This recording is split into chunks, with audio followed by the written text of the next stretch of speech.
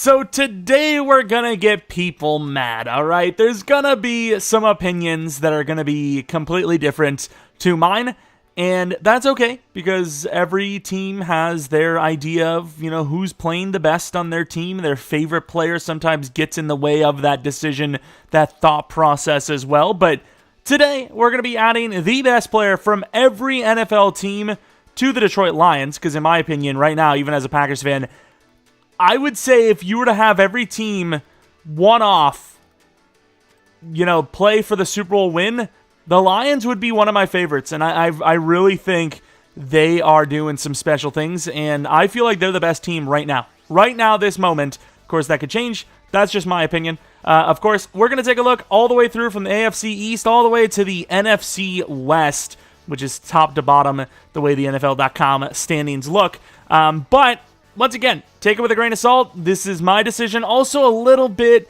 with the help of Pro Football Focus. I know it's super inconsistent and there's not perfect grades, especially when it comes to O-line, in my opinion, which is always kind of like a tough one to grade anyways. And cornerback is another good one that is really strugglesome for them, it seems. But it's impossible for me to know how every team's 53-man roster is playing. So a little bit of my knowledge from watching some of the games and just the way they've played over the years and a little bit of pro football. It's tough, okay? It's tough. Other than the top names, there's no way I'm going to know what, the Cardinals center is looking like this year. It's impossible, right? So a little bit of both. And we're going to start off with the Dolphins, which I think should be pretty fairly explanatory. It's going to be Tyreek Hill. He's played debatably the best wide receiver in the league, let alone the best player on his own team. Obviously, there's some, players like Tua that have played really well. Armstead's been all right. Waddle, there's some names, but obviously it's going to be Tyreek Hill. Also, another thing, I don't want to hear someone saying, oh, this video could have been so much shorter. It didn't need to be 10 to 15 minutes. You could have made it to... Here's the thing. You could... Anything. The end of a movie. You don't have to watch the whole movie. Watch the end. You have the ending. Boom. Instead of watching an NFL game, go to the end. Skip to the, wait 3 hours, look up the score. Boom. You don't have to watch 3 hours. So that's just the stupidest thing I ever hear when people do that. You could literally just skip to the end of anything or wait till it's projected to be over and just check the score or check the ending or, skip to the end of something, look it up on Google. So I don't get that. But either way, let's move on to the next one. The Bills. This one a tough one because Stephon Diggs has played well. There's a couple of other players like Rousseau that have been pretty good. But as of right now, highest grade, technically most important player. We're not going to go that route. But when you consider the fact that Josh Allen is just a little bit better than the rest on his own team, Josh Allen's going to be the best player from the Bills. And then the Jets, this one, CJ Mosley, actually playing pretty well. Garrett Wilson's decent. John Franklin Myers, I'm pretty sure, was pretty good. Sauce is, Sauce Gardner, even though he's struggling a little bit more compared to last year. But Quinnen Williams is the best player on the Jets and has been for a while now. Now for the Patriots is a tough one because Judon's been injured, but he hasn't been as good as normal. Jabril Peppers, very good. Even last year, very good. And then I would say if Christian Gonzalez wasn't out for the season, he would have been my pick for this. But because he is, Trent Brown is going to be considered the Patriots' best player as of this moment. We now move on to the Ravens. Obviously, Lamar Jackson, the Ravens have zero chance to win without him. But technically, the best player on their roster by position is Roquan Smith, and it's kind of reflected in his overall, the fact that he's a 95 overall. The man is sneaky. He is sneaky. And then Steelers, there's not much more to talk about. Cameron Hayward hasn't played yet. And even then, TJ Watt has been the best player on their team since a rookie, let alone this season. And it's TJ Watt without a doubt. Then we move on to the Browns, who are on a historic path defensively. Maybe if Nick Chubb didn't get hurt, he could be the best guy. They got a couple of decent linemen, but it's obviously Myles Garrett. There's no question here. And then the Bengals, this one's a little bit tougher because, Jamar Chase is Jamar Chase. Joe Burrow's obviously had a bit of a down year. But right now, it is Trey Hendrickson that is their best player. And it hurts me to say because, well, you could already tell there's a lot of edge rushers. And it doesn't end here, sadly. Looking at the Colts, we are going to be seeing... Oh, we actually skipped one. Over to the Jaguars, actually, it's Josh Allen, the edge rusher. ETN's put up some numbers. There's some other decent players. The receivers have been pretty good, but, Trevor Lawrence is Trevor Lawrence, but Josh Allen is Josh Allen. He's actually played pretty well. I don't know if the contract situation is solved with him yet. I know they've been having issues, like, trying to figure out how to re-sign him or if they want to, and they definitely need to, it seems, because he's definitely their best, and Trayvon Walker has not worked out so far. The Colts, you would think Quentin Nelson, right? You would think he's the guy, maybe a Shaquille Leonard, but actually their best player this season has been Ryan Kelly, apparently. So, Ryan Kelly, this is another example of, like, I'm basing this one off of Pro Football Focus because the Colts are one of those teams where you don't expect any crazy individual names that are going to be best in the league other than maybe Quentin Nelson. So, it's impossible for me to know how well Zach Moss is playing other than looking at his, like, yards per carry. So Ryan Kelly is going to be the choice, and hopefully Pro Football Focus has that one correct. And then we move on to the Texans, who had Will Anderson actually playing pretty well lately, but believe it or not, the number one guy is actually going to be our boy from our Texans franchise, Nico Collins, who obviously put up a really good performance recently, but he's playing at an elite level right now, and he is absolutely their best player this possible moment. Then the Titans, they really haven't had a whole lot of great players doing well, and it's going to be the guy that's been the best player on their team for some time now, even though Simmons has given him a run for his money, Derrick Henry. Then we look at the Chiefs. This is without a doubt a down year for Patrick Mahomes. Not a bad year, but a down year, which isn't really saying much because of the seasons he's put up. Travis Kelce, always, the best tight end in the league pretty much, but, not the best numbers from him either. Right now, their best player is Chris Jones, which I absolutely welcome because we need a defensive tackle. I suppose Quentin Williams is a defensive tackle, so it doesn't really matter. Then we move on to a couple of more defensive linemen. The best player on the Chargers right now, because of inconsistent play, is Khalil Mack. Now, he might get a super boost because of that insane single-sack game that he had, but in the end, he is their highest-graded player, and this is a Chargers team that constantly underperforms their talent, and it's a bit of a disaster. I also skipped over a team, the Raiders, pretty obvious, right? Devontae's great, but Max Crosby, he's been unbelievable. Josh Jacobs, because of the offensive line, just hasn't been able to really get going. Colton Miller's basically their only decent lineman, and the rest are pretty bad. And then the Broncos, who have just been the Broncos for the last couple seasons, really. Patrick Surtain, you would think, would be their best player, but actually, it is going to be Quinn Miners as their best, which we'll take because we need the lineman, but 79 overall is rough. Then we move on to the Eagles, who have a little bit of a surprising one. In my opinion, when health is considered, Lane Johnson probably is their best player. A.J. Brown's amazing. Jason Kelsey's amazing. I think Slay's off to a slow year. But right now, their best player, who actually may be the best player at the position, which is crazy, Jalen Carter. He has crushed it as a rookie, and I would say is probably the best DT in the league right now, which is insane because he's a rookie, but it's true. And man, do the Bears keep taking L's. Let's move on to the Cowboys, who, it's just not even close, right? Micah Parsons is Micah Parsons. I say that it's not really close, but DeMarcus Lawrence has actually had a really good year too, which I think he might even grade higher than Parsons, but Micah Parsons cannot be considered the second best Cowboys player. It's just without a doubt Micah Parsons is the best, whether the grade says Lawrence or not, which I think it might. Then we move on to the Commanders. Terry McLaurin's obviously a problem, but it's going to be Kendall Fuller as the highest graded player. And, for me, this list isn't the same as who would I take from each team or who is the one player they can't lose. Just the best player from their team right now. I don't know if I've been clear enough about that. Dexter Lawrence for the Giants. Saquon Barkley's been injured here and there. Andrew Thomas, I don't even think has played yet. Waller, when I talk about injuries, that guy is like the king of injuries. The Lions, Amon-Ra St. Brown, he has played really well. He would be the second guy on the list, but Aiden Hutchinson has had himself a year and a half. He is their best player. The Packers, Jair Alexander, injured too much. Can't say he's the best. David Bakhtiari would be a Hall of Famer if he didn't have that injury in 2020, but unfortunately he did. Aaron Jones, easily their best player right now if he was healthy, but he hasn't played in a bunch of time. It's going to be Rashawn Gary. Another guy that's played really well, though, is Rasul Douglas, a guy that I actually crapped on last year because he had a terrible year, but really good this year. Rashawn Gary right now is easily the best Packers player and almost, based on pressure, the best edge rusher. I wouldn't say he physically is. Numbers are misleading. You have to look at the opponents and, those type of matchups and whatnot. But based on pressures, I think he's averaging like a 22% pressure rate on snaps, which is ridiculous. But yeah, he's really good, and he is the Packers' best player right now. And then we move on to the Vikings, where it's just obvious. I mean, what kind of question is this? Justin Jefferson. Then we move on to the Buccaneers, who, have had some okay performers, but it is going to be Wirfs that leads the charge here. The Falcons, the man that they paid a lot of money for, is playing outstandingly, Jesse Bates.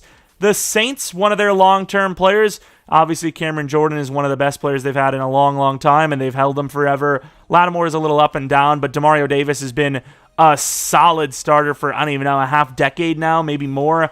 Looking at the Panthers, it's actually going to be Thielen, who is their best player, then the Niners. This one's a little bit tougher. You would think maybe CMC, maybe Trenton Williams. Fred Warner's insane, but it is actually going to be, who would have thought, Nick Bosa. But it is tough because if you were to argue who is the most important player of the Niners defense, you definitely make that argument for Fred Warner. It's a lot harder to play that inside linebacker position. If you look at like the top end of the coverage linebackers versus pass rushers, there is a way wider gap, right? Edge, there's so many decent ones, whereas, coverage, off ball is a little tough. Then we move on to the Seahawks. Bobby Wagner has been great, and who else was I looking at? I think Metcalf's been all right, but right now it's the rookie, Witherspoon. Almost had 2 rookie corners on this list with Gonzalez, but once again, the season ender just made me decide, okay, we got to go with the guy that's actually staying healthy.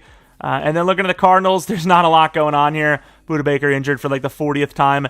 I don't know what James Conner's injury is like. It says he's injured, but James Conner is technically the best Cardinal, which super great addition. And then the Rams, Cooper Kupp's been injured for most of the year. If he was actually playing more, maybe he'd be the best, but it is, of course, going to be Aaron Donald. We have this team already set up in a franchise. Let's go take a look at the roster and sim it and see if we can win a Super Bowl. But yeah, let me know which players you think should have been on the list for each team.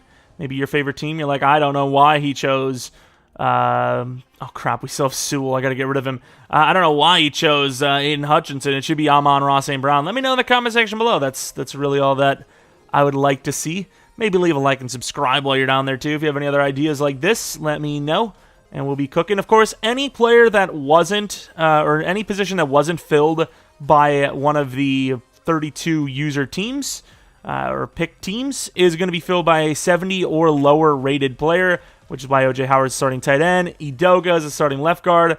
Sorsadal is going to be the right tackle. The fullback is Kabinda. Looking at the defense, we have a couple of 70 or lower corners, 70 or lower safety.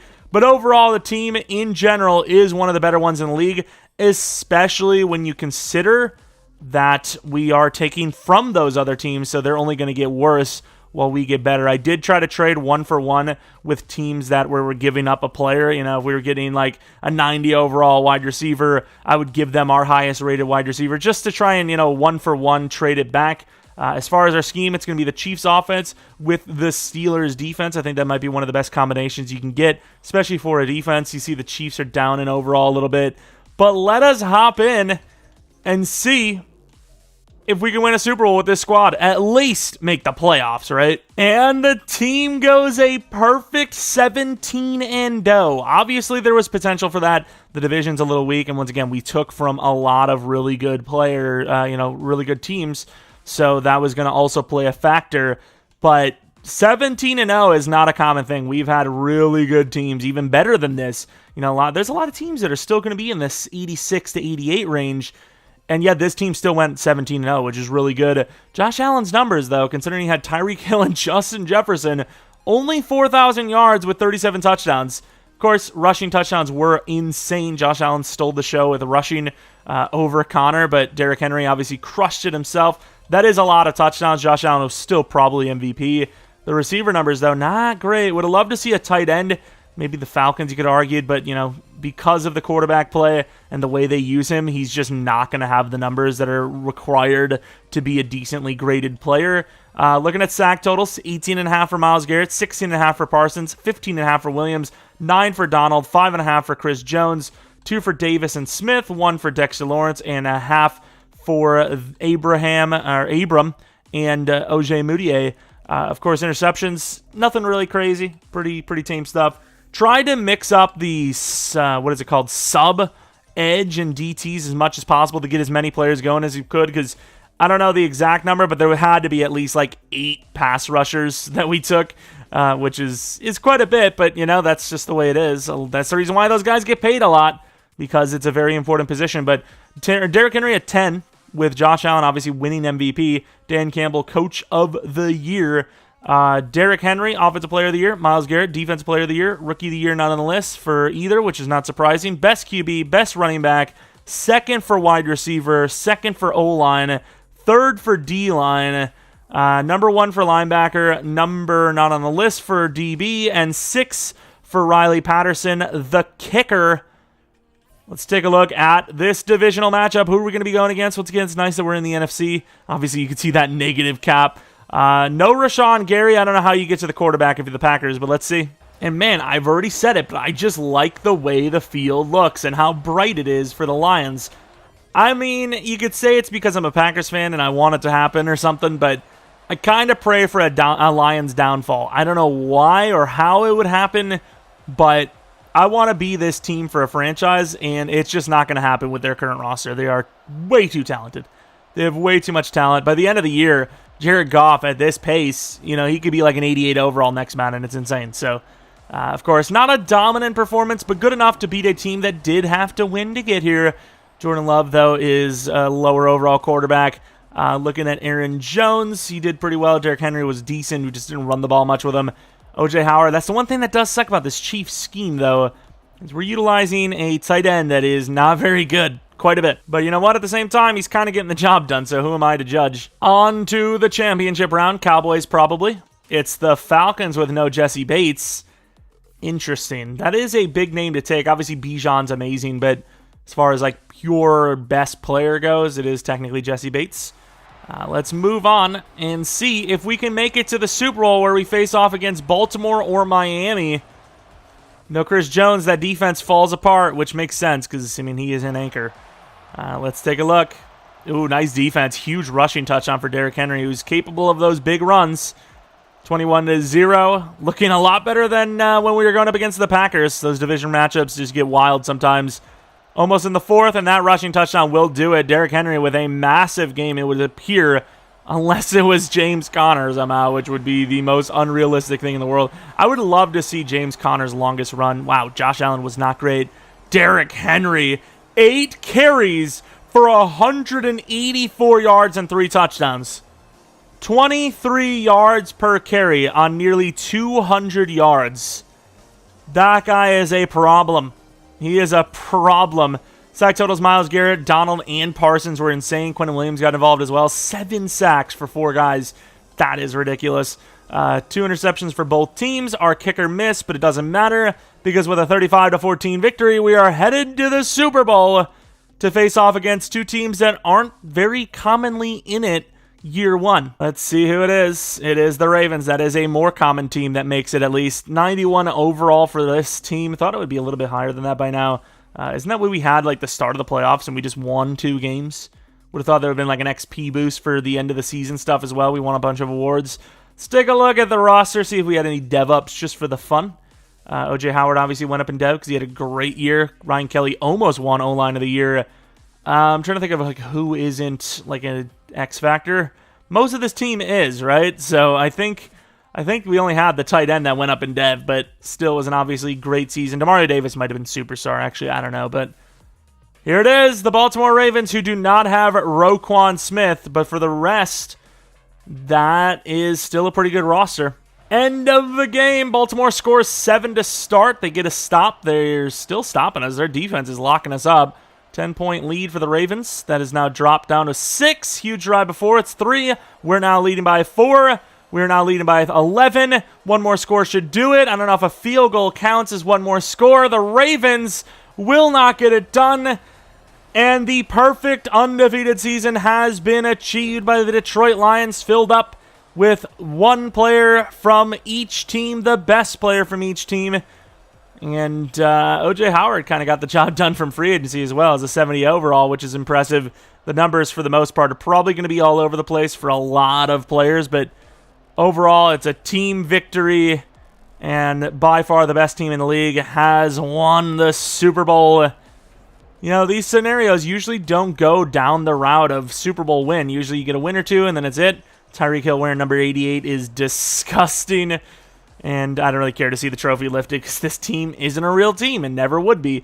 The cap is like 400 mil or something for this squad. And there's some of the young players still on the list here that are yet to be paid.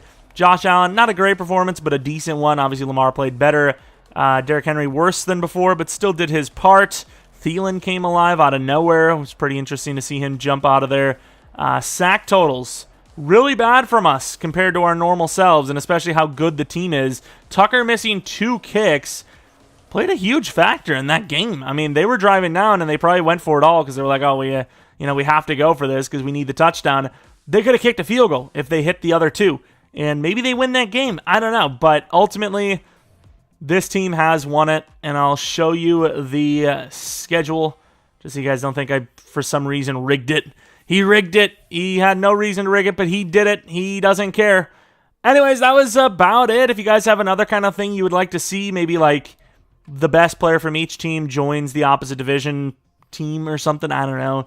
Let me know in the comments section below. Should be a Bears franchise video a little later today, and the final game for the regular season in our Texans franchise tomorrow with a rebuild the following day. Anyways, thanks for watching. Hopefully you guys come back for next video. But until next video,